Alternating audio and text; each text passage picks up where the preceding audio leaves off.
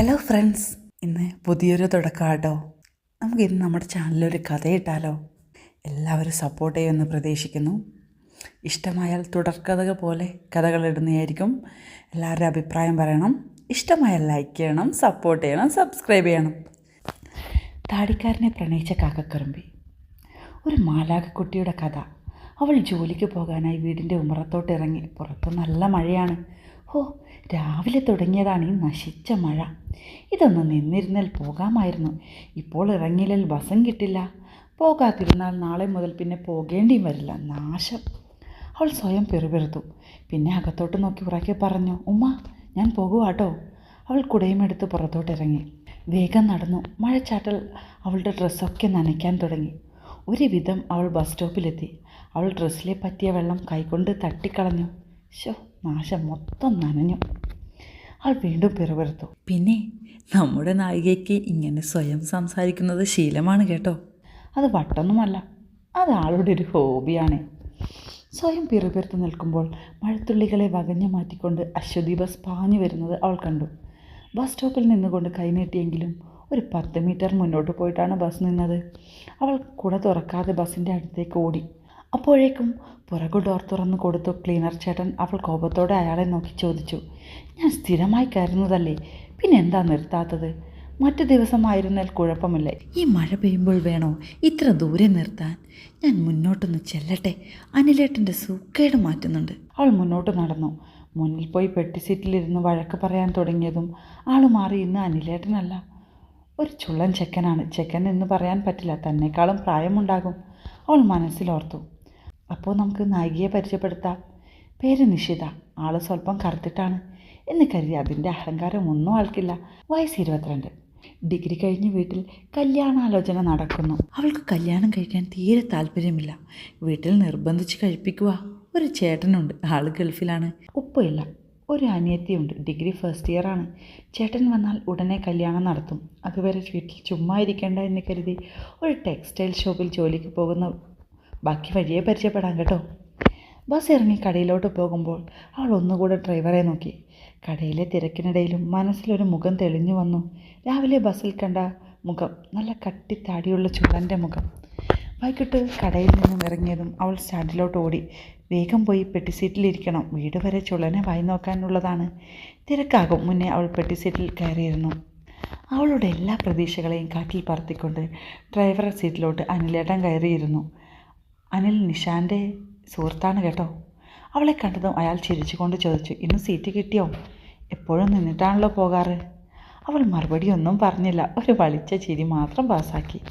Bus ഇറങ്ങി വീട്ടിലോട്ട് നടക്കുമ്പോൾ അവൾക്ക് വല്ലാത്ത നിരാശ തോന്നി. ഒരുപാട് കാണാൻ കുതിച്ച മുഖം കാണാൻ പറ്റിയില്ല.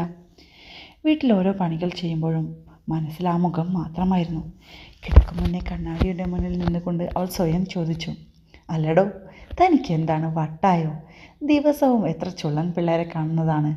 അവരോടൊന്നും തോന്നാത്ത, അവർക്കൊന്നുമില്ലാത്ത എന്ത് പ്രത്യേകതയാണ് ഈ മുഖത്തിനുള്ളത്? അറിയില്ല, എന്തോ ഒന്ന്. ഒറ്റ നോട്ടത്തിൽ അത് വല്ലാതെ മനസ്സിൽ പതിഞ്ഞുപോയി. അവളുടെ ഫോൺ ബെല്ലടിച്ചപ്പോഴാണ് അവൾ സ്വപ്നത്തിൽ നിന്നുണർന്നത്. ഫോണിൽ ചേട്ടനാണ്. അവനാണ് അവളുടെ മനസാക്ഷി സൂക്ഷിപ്പുകാരൻ. അവൾ ഫോൺ എടുത്തു. ഇന്ന് നടന്ന കാര്യം മുഴുവനും അവനോട് പറഞ്ഞു. എല്ലാം കേട്ടുകൊണ്ട് അവൻ പൊട്ടിച്ചിരിച്ചു. കളിയാക്കേണ്ട, ഞാൻ കട്ടാക്കുക, മിണ്ടണ്ട എന്നോട് പോ. അയ്യോ, കട്ടാക്കല്ലേ കാന്താരി, ഞാൻ ചുമ്മാ ചിരിച്ചതല്ലേ. മോള് വിഷമിക്കേണ്ട, നമുക്ക് ആളെ കണ്ടുപിടിക്കാം. ഞാൻ നാട്ടിൽ വരട്ടെ. അവളുടെ ലോകം ചേട്ടനായിരുന്നു. ചെറുപ്പം മുതൽ അവർ പരസ്പരം അറിയാത്തതും പറയാത്തതുമായി ഒന്നുമില്ല. അത്ര അടുപ്പമാണ് അവർ തമ്മിൽ. അങ്ങനെ ദിവസങ്ങളും മാസങ്ങളും കടന്നുപോയി. പിന്നീട് ഒരുപാട് തേടിയെങ്കിലും ആ മുഖം വീണ്ടും കാണാൻ അവൾക്ക് കഴിഞ്ഞില്ല. ഫോൺ ബെല്ലടിക്കുന്നത് കേട്ടിട്ടാണ് അവൾ ഞെട്ടി ഉണർന്നത്. ഉറക്കപ്പിച്ചിൽ ഫോൺ എടുത്തു. അത് അവളുടെ ചേട്ടനായിരുന്നു. ഞാൻ ഉറങ്ങുവാ, നാളെ വിളിക്ക്, അവൾ പറഞ്ഞുകൊണ്ട് ഫോൺ കട്ടാക്കാൻ ശ്രമിച്ചു. അയ്യോ മോളെ, ഫോൺ കട്ടാക്കല്ലേ, വേഗം വന്ന് വാതിൽ തുറക്ക്. അവൾ ചാടി എഴുന്നേറ്റ് സമയം നോക്കി. 4 മണി. ഈ സമയം ചേട്ടൻ എങ്ങനെ അതും ഒന്നും പറയാതെ? ഒരു സെക്കൻഡ്. 100 ചിന്ത അവളുടെ മനസ്സിൽ മിന്നി മറിഞ്ഞു. മറുതലക്കൽ വീണ്ടും ചേട്ടൻ്റെ ശബ്ദം, മോളെ വന്ന് വാതിൽ തുറക്കടാ. അവൾ വേഗം ഉമ്മയെ വിളിച്ചു പോയി കതക് തുറന്നു നോക്കിയപ്പോൾ മുന്നിൽ ചേട്ടൻ നിൽക്കുന്നു. 3 വർഷം കഴിഞ്ഞ് കാണുന്നത്. അവൾ അവനെ കെട്ടിപ്പിടിച്ചു. പ്രതീക്ഷിക്കാതെ മകനെ കണ്ടപ്പോൾ ഉമ്മയുടെ കണ്ണുകൾ നിറഞ്ഞൊഴുകി.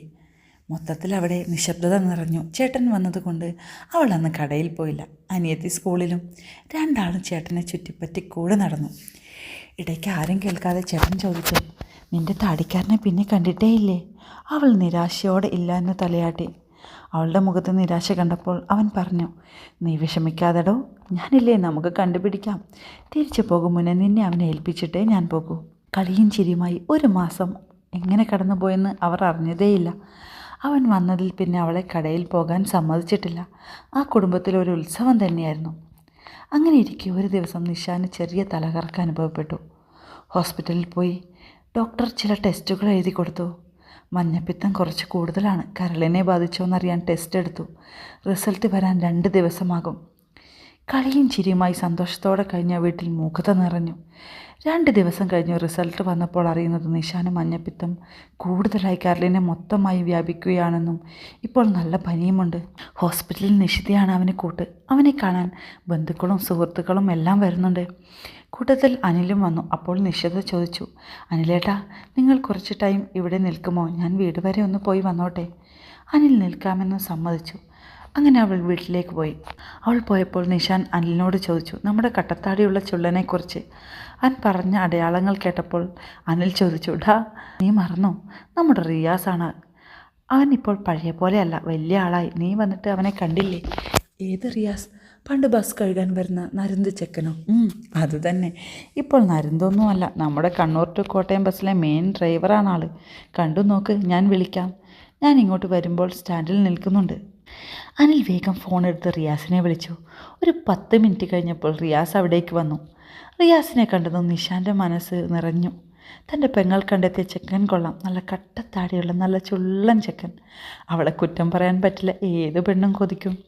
അങ്ങനെ അവർ വിശേഷം പറഞ്ഞിരുന്നു. ഇടയിൽ നിഷാൻ നിഷിതയുടെ കാര്യം അവതരിപ്പിച്ചു. റിയാസിന് കുഴപ്പമില്ലെങ്കിൽ കല്യാണത്തിന് ഞങ്ങൾക്ക് സമ്മതമാണെന്ന് നിഷാൻ പറഞ്ഞു. അപ്പോഴാണ് കഥകു തുറന്ന് നിഷിതയുടെ രംഗപ്രവേശനം. നിഷിതയെ കണ്ടപ്പോൾ റിയാസും തൻ്റെ താടിക്കാരനെ കണ്ട നിഷിതയും ഒരു സെക്കൻഡ് സ്തംഭിച്ചു. മഴ നനഞ്ഞ് ബസ്സിലോട്ട് ഓടിക്കയറിയ കറുമ്പിയെ അവൾ അറിയാതെ പലപ്പോഴും റിയാസ് കാണുന്നുണ്ടായിരുന്നു. അന്ന് മഴയത്ത് അവൾ ബസ്സിലോട്ടല്ല, റിയാസിൻ്റെ മനസ്സിലോട്ടാണ് ഓടിക്കയറിയത്. പക്ഷേ അത് നിഷാൻ്റെ പെങ്ങളാണെന്ന് അവൻ അറിഞ്ഞില്ല. ഏട്ടാ, എനിക്ക് സമ്മതാട്ടോ ഇയാളെ കല്യാണം കഴിക്കാൻ, റിയാസ് നിഷിതയെ നോക്കിക്കൊണ്ട് നിഷാനോട് പറഞ്ഞു. എന്താണ് അവിടെ നടക്കുന്നത് എന്നറിയാതെ പകച്ചു നിൽക്കുന്ന അവളോട് നിഷാൻ പറഞ്ഞു, നീ ഞെട്ടണ്ട, നമ്മൾ തപ്പി നടന്ന നിൻ്റെ താടിക്കാരൻ തന്നെയല്ലേ ഇത്? ഇപ്പോൾ സമാധാനമായില്ലേ? അവന് നിന്നെ കെട്ടാനും സമ്മതം. ഞാൻ ഇനി ഇവിടുന്ന് തിരിച്ചു വരുമെന്നും അറിയില്ല. നിന്നെ അവൻ്റെ കയ്യിൽ ഏൽപ്പിച്ചിട്ട് എനിക്ക് കണ്ണടയുന്നതെങ്കിൽ കുഴപ്പമില്ലല്ലോ. അവൻ അങ്ങനെ പറഞ്ഞത് ഇഷ്ടപ്പെടാതെ അവൾ റൂമിൽ നിന്ന് ഇറങ്ങിപ്പോയി. കുറച്ച് കഴിഞ്ഞ് റിയാസ് അവളുടെ അടുത്തേക്ക് വന്ന് പറഞ്ഞു, ഡോ, എനിക്ക് ശരിക്കും ഇഷ്ടമാണ്. നീ അറിയാതെ പലപ്പോഴും ഞാൻ നിന്നെ കാണാൻ വരാറുണ്ടായിരുന്നു. അവളൊന്നും പറയാതെ തല താഴ്ത്തി നിന്നു.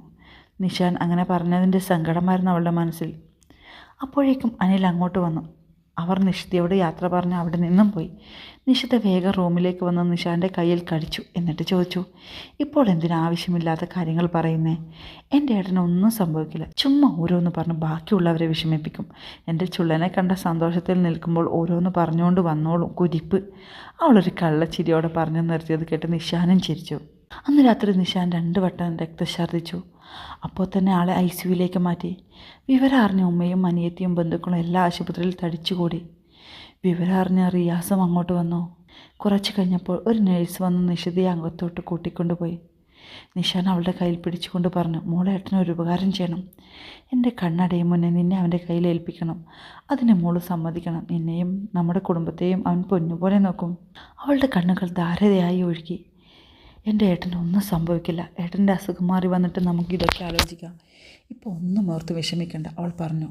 മോളെ, എൻ്റെ ഫോണിൽ റിയാസിൻ്റെ നമ്പറുണ്ട്. അവനെ വിളിച്ച് ഇങ്ങോട്ട് വരാൻ പറയുമോ പ്ലീസ്? നിഷാൻ കണ്ണുകൾ ദയനീയമായി അവളെ നോക്കി. ഏട്ടാ, അവർ പുറത്ത് നിൽപ്പുണ്ട്, ഞാൻ വിളിച്ചു കൊണ്ടുവരാം. അതും പറഞ്ഞ് അവൾ പുറത്തേക്ക് പോയി. റിയാസിനെ കൂട്ടി വന്നു. കൂടെ ഉമ്മയും ഉണ്ട്. നിഷിതയുടെ കൈ റിയാസിൻ്റെ കയ്യിൽ പിടിപ്പിച്ചിട്ട് നിഷാൻ പറഞ്ഞു, ഇവളെയും ഉമ്മയും അനിയത്തിയെയും നിന്നെ ഏൽപ്പിക്കുവാണ്. എനിക്കിനിയൊരു തിരിച്ചുവരവുണ്ടെന്ന് തോന്നുന്നില്ല. പറയുന്നതിനിടയിൽ അവൻ വീണ്ടും ബ്ലഡ് ഛർദ്ദിച്ചു.